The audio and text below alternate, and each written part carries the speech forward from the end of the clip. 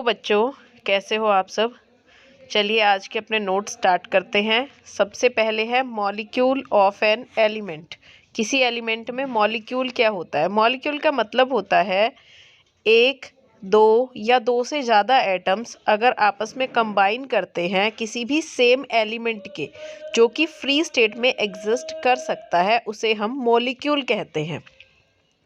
Molecule जो होते हैं बेटा, आपके मॉलिक्यूल भी अलग अलग तरह के होते हैं।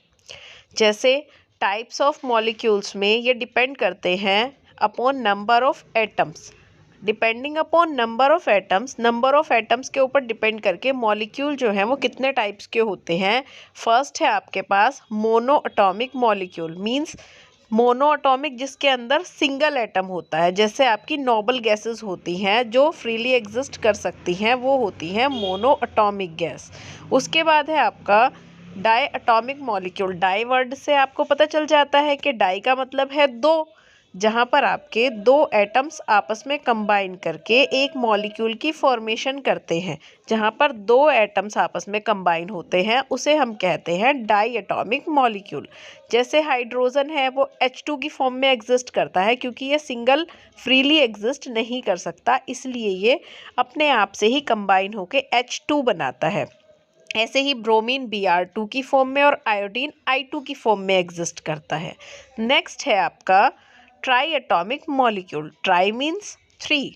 ऐसे मॉलिक्यूल्स जिनके अंदर 3 एटम्स का कॉम्बिनेशन होता है, जिनको फ्रीली एग्जिस्ट करने के लिए 3 एटम्स चाहिए कंबाइन होकर, उन्हें हम कहते हैं ट्राई एटॉमिक मॉलिक्यूल। जैसे कि ऑक्सीजन ऑक्सीजन ऑक्सीजन, 3 मिलेंगे तो क्या बनेगा, O3 यानी कि ओजोन।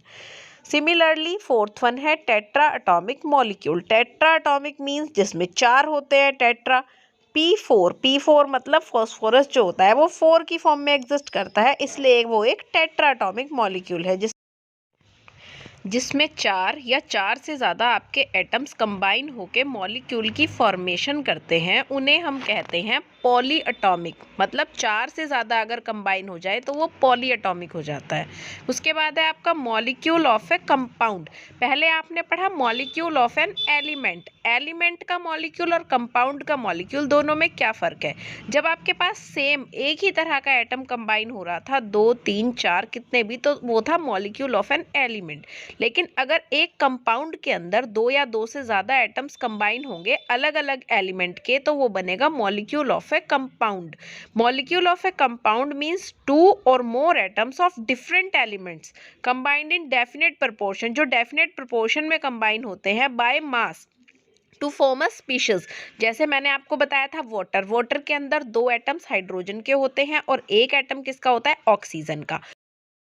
आपके पास क्या है, CO2 है, उसके अंदर एक ऑक्सीजन 2 ऑक्सीजन के एटम है आपके पास और एक कार्बन का। मॉलिक्यूलर मास क्या होता है किसी भी सब्सटेंस का, वो उसका एवरेज रिलेटिव मास होता है as compare to C12 isotope of carbon. मैंने अपनी पिछली वीडियो में भी आपको बताया था। अब मॉलिक्यूलर मास हम कैलकुलेट कैसे करते हैं।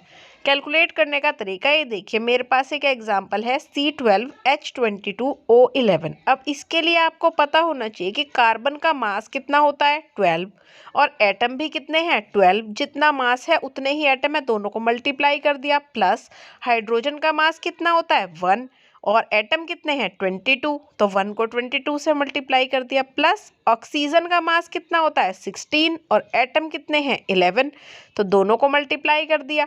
फिर तीनों को हमने ऐड कर दिया, वो निकल के आ गया आपका टोटल मॉलिक्यूलर मास। इस तरह से हम मॉलिक्यूलर मास को कैलकुलेट करते हैं। जैसे मान लीजिए आपको CO2 का मॉलिक्यूलर मास निकालना है, तो कार्बन 12 प्लस में ऑक्सीजन का 16 × 2, उसको आप प्लस कर देंगे तो वो आपका CO2 का मॉलिक्यूलर मास आ जाएगा। अगर आपको इसके बाद कोई भी प्रॉब्लम है तो आप कमेंट सेक्शन में कमेंट करके मुझसे पूछ सकते हैं। Thank you for watching.